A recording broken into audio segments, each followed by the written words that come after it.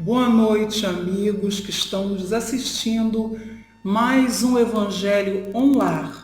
Lembrando vocês que nós estamos transmitindo o nosso programa pela Rede Amigo Espírita no canal 5, FEB TV no canal 9, Federação Espírita Paraibana no canal do YouTube e na fanpage da Federação Espírita Paraibana.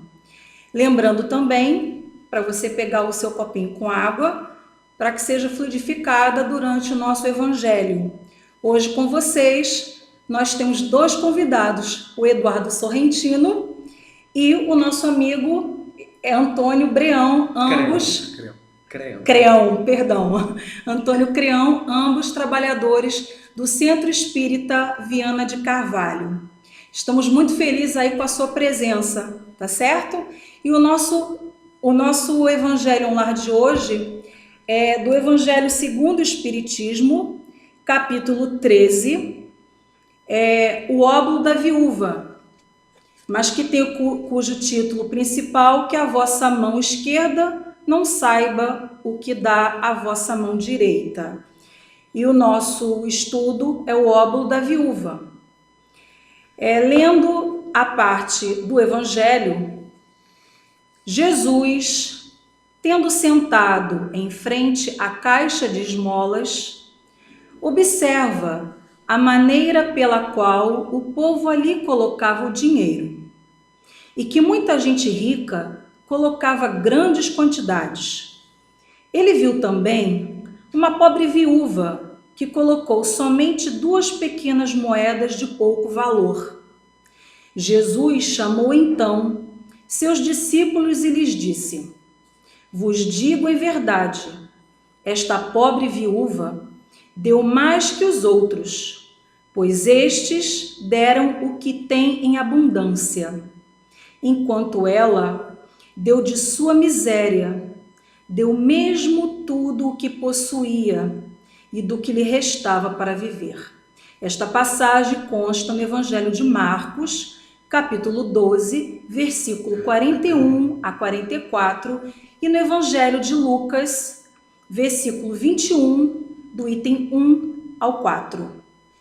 Agora, a dissertação de Kardec em relação a essa passagem. Muita gente sente não poder fazer todo o bem que gostaria, por falta de recursos. E se desejam a fortuna, dizem, para fazer bom uso dela. A intenção é louvável, sem dúvida, e pode ser até sincera de parte de alguns. Mas é certo que esta intenção seria a todos completamente desinteressada? Não haveria alguém que, desejando fazer o bem aos outros, não hesitaria em começar a fazer o bem a si próprio, ofertando-se alguns prazeres a mais, adquirindo coisas supérfluas que lhe faltam, pronto a dar o que resta aos pobres? Esta segunda intenção, que esses talvez dissimulem aos seus olhos, mas que serão encontradas no fundo de seus corações, se ali eles a procurarem, anula o mérito da intenção, visto que na verdadeira caridade o homem pensa nos outros antes de pensar em si. O sublime da caridade, neste caso, estaria em procurar no seu próprio trabalho, pelo emprego das suas forças, de sua inteligência, de seus talentos, os recursos que faltam para realizar suas intenções generosas. Haveria nisso o sacrifício mais agradável ao Senhor. Infelizmente, a maior parte sonha com meios mais fáceis de se enriquecer.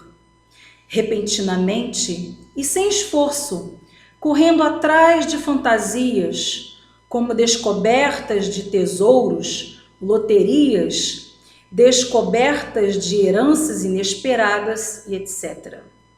Que dizer daqueles que esperam encontrar, para os orientar nas buscas desta natureza, auxiliares entre os espíritos. Seguramente não conhecem e nem compreendem o objetivo sagrado do Espiritismo e ainda menos a missão dos espíritos, a quem Deus permite a comunicação com os homens. Kardec faz a menção de um item que mais tarde a gente vai fazer a leitura, que consta no Livro dos Médiuns, na questão 294 e 295 deste trechinho aqui que eu acabei de ler. Continuando.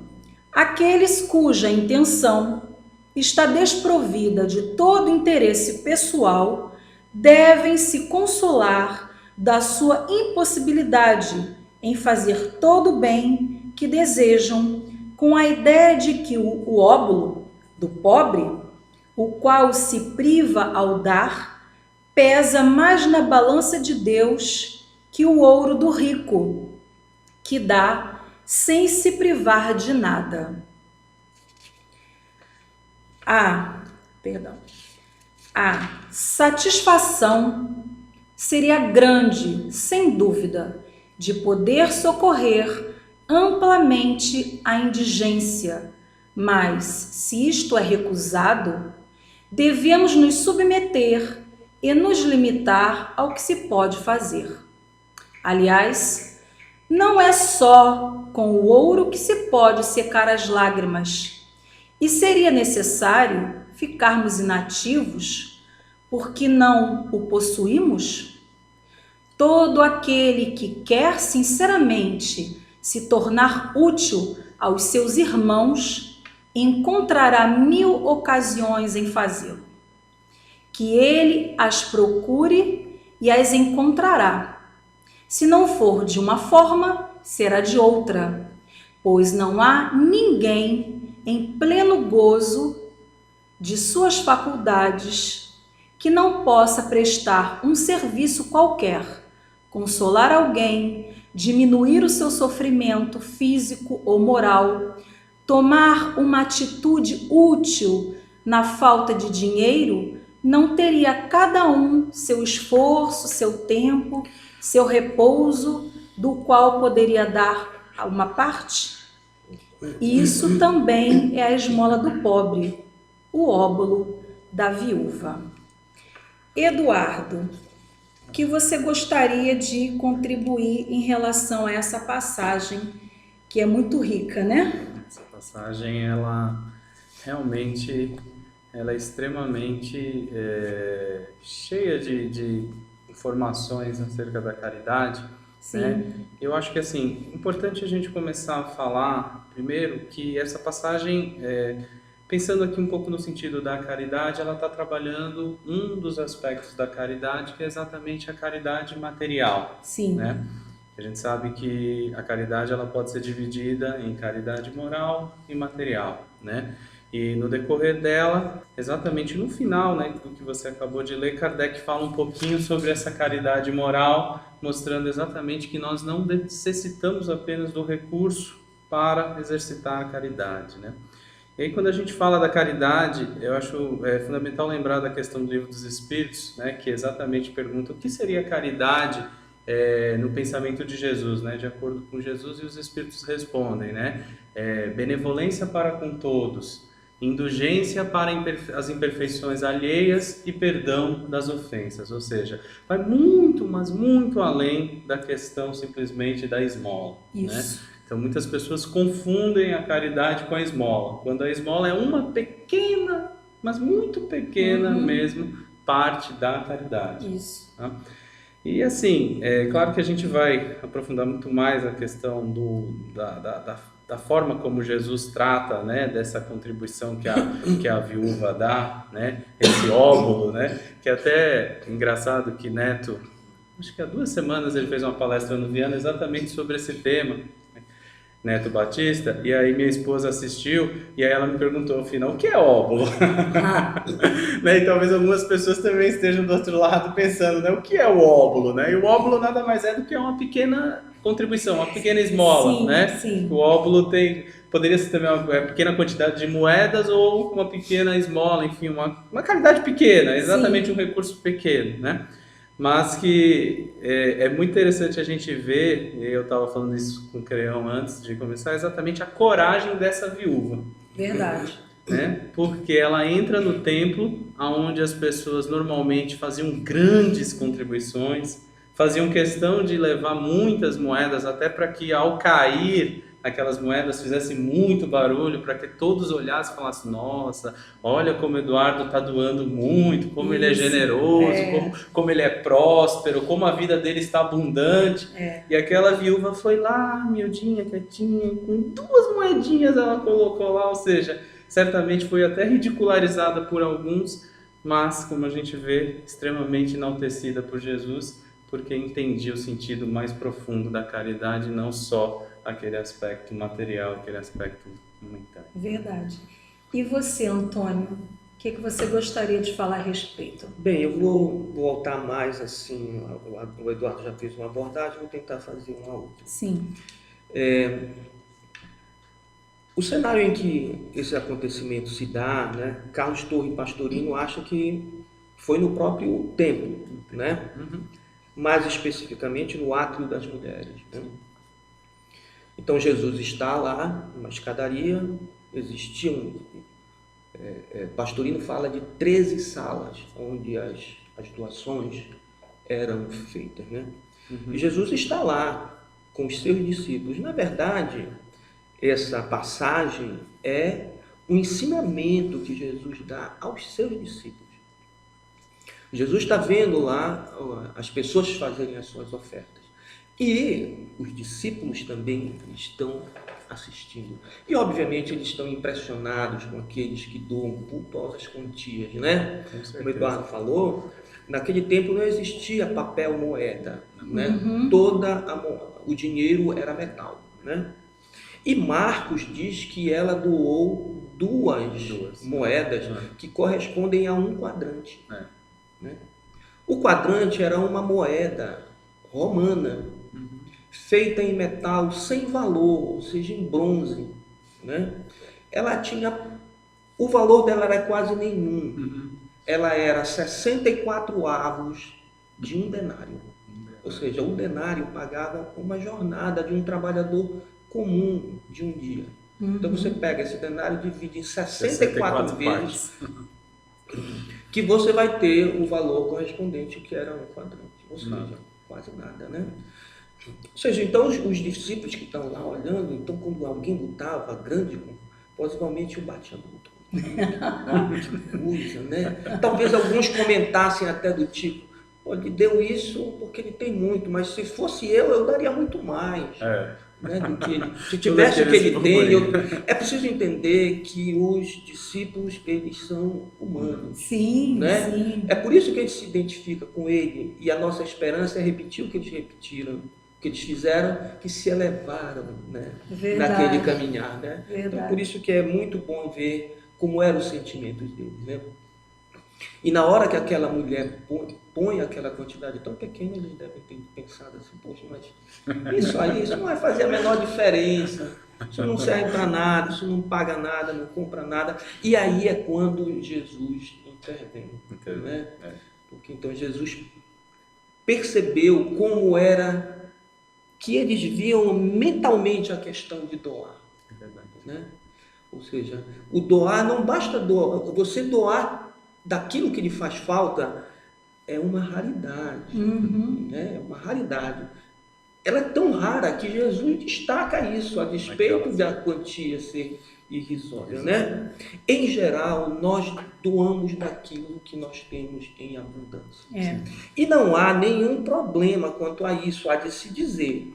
O problema é quando neste doar está embutido um desejo, que é de sermos reconhecidos. Então, quando eu jogo as moedas em grande quantidade dentro do gasofilácio, para que ele faça bastante barulho, para que as pessoas do meu entorno me reconheçam como uma pessoa. Então, ali o doar tem um desejo.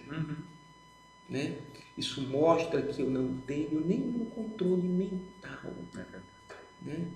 Então, toda vez que a minha doação ela está vinculada a um desejo, ela está no plano da matéria, que é o que Kardec logo fala aqui, se eu tivesse dinheiro, eu daria mais. Mas, na verdade, isso está vinculado a um desejo, que é o de primeiro ganhar muito dinheiro, pela suprir as próprias necessidades, né? sobrar, a gente doa. Sobrar, eu ajudo todo mundo, todos os familiares. A gente já faz isso, eu vou doar para fulano, eu vou doar para o centro, né? Eu vou ampliar o centro, eu vou fazer tudo isso, né? Mas essas doações, Jesus justamente, ele chama a atenção dos discípulos para a pouca elevação que o doar, no sentido em que ela é vinculada a um desejo, que ela está apenas no plano da matéria. É verdade. Nós recebemos aqui um comentário da nossa irmã Regina, que ela está nos assistindo através da Rede Amigo Espírita. Regina, um abraço para você, obrigada pela sua participação. Eu vou fazer a leitura e tanto Eduardo quanto Antônio pode fazer aí uma complementação do que ela está dizendo aqui. Regina diz o seguinte: essa passagem nos traz a reflexão que não somos tão pobres que não podemos ser bom para um irmão. E aí? Aí volto a falar exatamente o que eu falei, né? A gente tem que entender a caridade muito além da doação de recursos, né, gente? O recurso mais precioso que nós temos é o tempo, que é a vida. Sim. Tempo, né? Muita gente traduziu como sendo dinheiro, né? Para o capitalista, tempo é dinheiro. Para nós, tempo é vida. Ou seja, o recurso mais precioso que eu tenho, que Deus me ofereceu, é o tempo, que é a minha vida. E quando eu quero oferecer esse recurso todos têm iguais. Não importa se eu sou rico ou se eu sou pobre. O tempo é igual para todos. Verdade. Então, quando eu quero, eu faço. Eu encontro oportunidade para ajudar. Então, é evidente que talvez eu não tenha o recurso financeiro naquele momento, mas eu tenho como o próprio Kardec coloca, o braço amigo, aquele que vai muitas vezes oferecer um serviço gratuito para o outro, aquele que vai andar junto nos momentos de dificuldade. Ou seja, a gente tem que transcender essa questão da riqueza ou da pobreza, porque aí a gente vai estar resumindo de novo a caridade na esmola, claro, né? Ou até na filantropia, vamos falar um termo mais moderno, né? Sim. Filantropia. Quem faz filantropia normalmente são os muito ricos, né? Doam bilhões, né? Bill Gates já doou, ele doou que talvez o resto da humanidade vá doar juntas por gerações. E isso o torna melhor do que os demais? Não, certamente não. Claro que vultuosas doações fazem muito bem. Eu não estou aqui indo contra a filantropia, estou só indo além da filantropia. É uma parte. Você está dizendo que a gente não precisa ficar restrito a essa questão material, né? Que tem muita coisa que a gente pode fazer e nos doar além dessa questão material. É uma palavra amiga, é um consolo. Às vezes a criatura tá precisando de um abraço naquele momento de aflição e a gente está ali para dar um apoio, para se colocar à disposição, tudo isso. E digo mais, às vezes a forma como a gente doa. Sim. Às vezes você vai e doa, por exemplo, uma moeda para uma pessoa, uma moeda mesmo, uma moeda insignificante de R$1, e da maneira como você doa, aquilo muda o dia daquela pessoa. Verdade. Tanto para o bem como para o mal, que aí é a forma. Tem gente que vai e doa com amor, aí a pessoa recebe o amor, que é muito mais do que a moeda. E já tem gente que doa com desprezo, né? Exatamente. É aquele doar para se ver livre da pessoa, né, que está ali te importunando. E a pessoa leva todo esse peso do desprezo, ou seja, verdade. a gente tem que tomar muito cuidado. A doação é lógico que as doações materiais elas são importantes. Nós vivemos num mundo material. Claro. Não esquecer não dá disso, para, né? As nossas casas espíritas precisam de doações materiais, de recursos. Quem pode doe, né? Uhum. É muito bom a gente chegar no centro espírita, numa sala lá para fazer a palestra, a sala tem um ar-condicionado, as cadeiras possam receber confortavelmente as Sim. pessoas, o chão está limpo, tudo isso é Depende de doação. né? Então a gente pode. Mas a questão da doação, ela é tão fantástica, né? Que você pode doar até o que você não tem, Uhum. Isso. né? Às vezes você pode doar alegria quando você não está inteiramente feliz. né? Verdade. Você pode doar consolo quando você não está também inteiramente consolado. Né? Então, a doação também ela tem essa transcendência, essa condição. Eu gostaria só de dizer que as coisas que eu estou falando aqui não são nada que está me vindo por inspiração, nada disso, né? Essas coisas aqui são do Evangelho segundo o Espiritismo. Eu gostaria de dizer que eu acessei também o blog Espírito em Matéria, que eu assisti uma palestra muito boa de um jovem palestrante espírita de nome Davi Hernandes Neto, né? E que também eu gosto da leitura do Bhagavad Gita, né? Vou fazer uma colocação aqui bem rápida. No Bhagavad Gita tem que as qualidades básicas da natureza o modo, ou seja, todas as nossas ações elas são revestidas de bondade, paixão e escuridão. E é interessante que no exemplo que tem lá no Bhagavad Gita comentado é justamente sobre a doação, né? Quando você doa sem esperar nada em troca realmente, você está no nível da bondade. Com certeza. Quando você doa na expectativa de receber algo, você entra no nível da paixão, que é o nível mundano, Sim. né? Dos sentimentos, da sensação, Sensações. que é uma coisa mental, Uhum. né? E quando você dá e aquilo é prejudicial a quem recebe, está no nível que se chama da escuridão. É como, por exemplo, você sabe que a pessoa é dependente de algo e você, no seu aniversário, dá para ela uma garrafa de uísque, digamos assim. Né? Então, as doações, elas existem de todos os tipos e elas podem ser enquadradas em estados mentais. Mas eu acho que se a gente desvincular as nossas doações de desejos, a gente está fazendo grande coisa, mesmo quando estamos dando da nossa abundância. Eu tenho muito dinheiro e eu vou pegar uma parte desse dinheiro e vou dar, né, para alguma obra de caridade. Eu não estou esperando nada em troca com isso. Olha, isso tem uma grande... Eu não estou dando de tudo, porque tem um outro problema. Tem uma interpretação equivocada também no óbolo da viúva. Porque como ela deu do que não tinha, eu posso dizer assim, olha, dê tudo o que você tem para as instituições.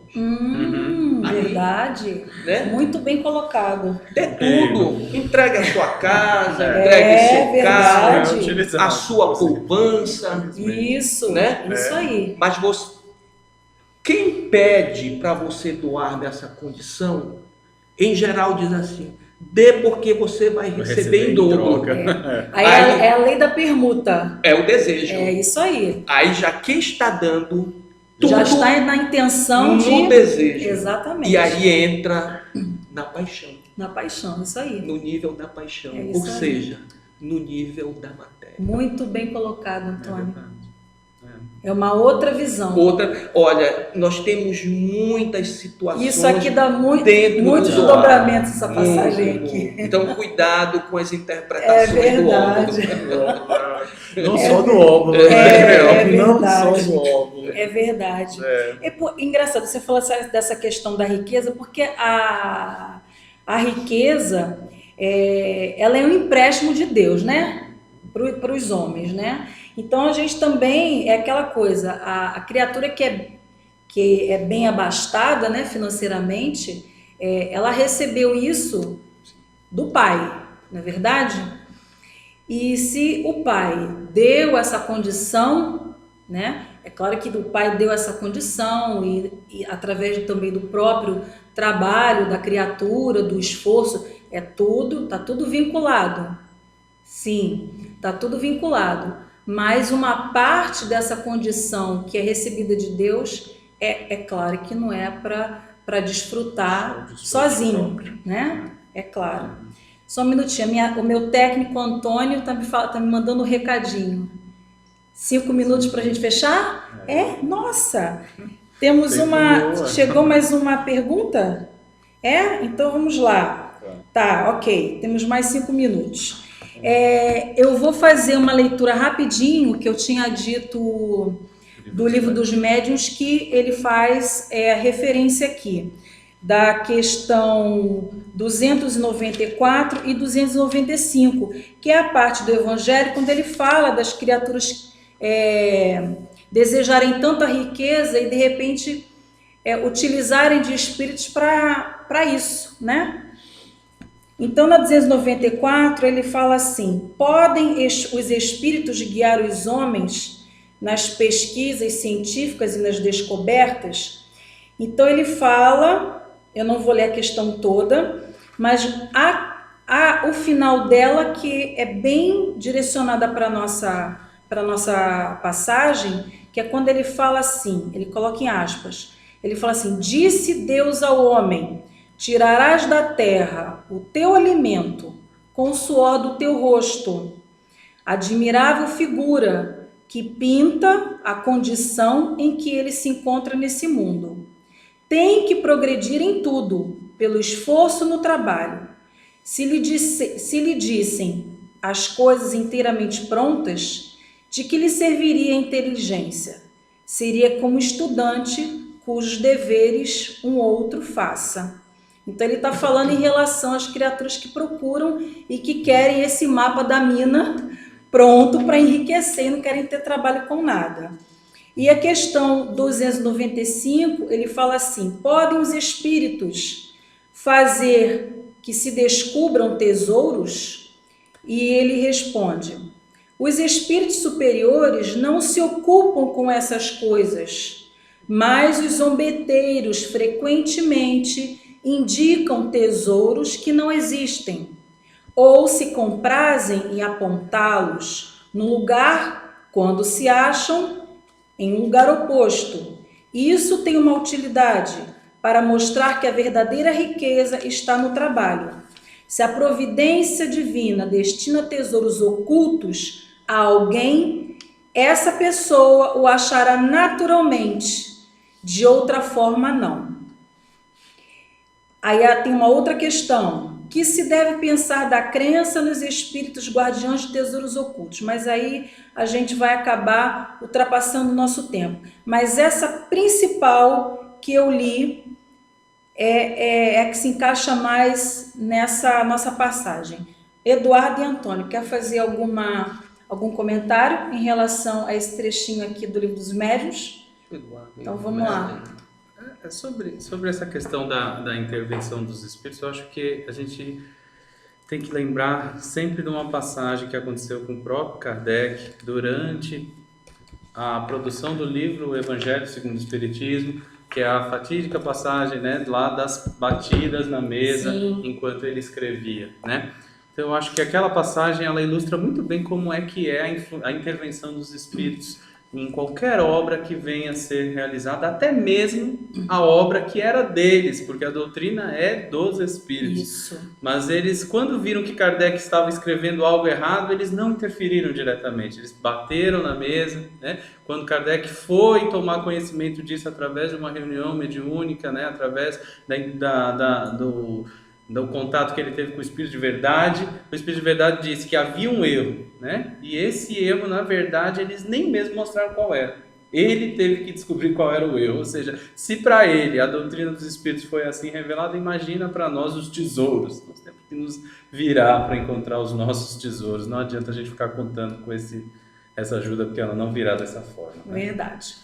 Bom, chegamos ao final de mais um Evangelho no Lar. Eduardo, agradeço demais a tua presença, a tua colaboração. Antônio também, muito obrigada pela tua presença, pela tua colaboração também. E você, amigo que está aí do outro lado da telinha nos assistindo, agradeço demais aí a tua audiência, certo? Até o nosso próximo encontro. Divulga o nosso Evangelho Online. São 30 minutinhos para ficar mais pertinho de Jesus. Chama a família, reúne o pessoal, tá bom? Um beijo grande, um abraço fraterno e até o nosso próximo encontro, quinta-feira que vem, às 20 horas. Que assim seja, graças a Deus.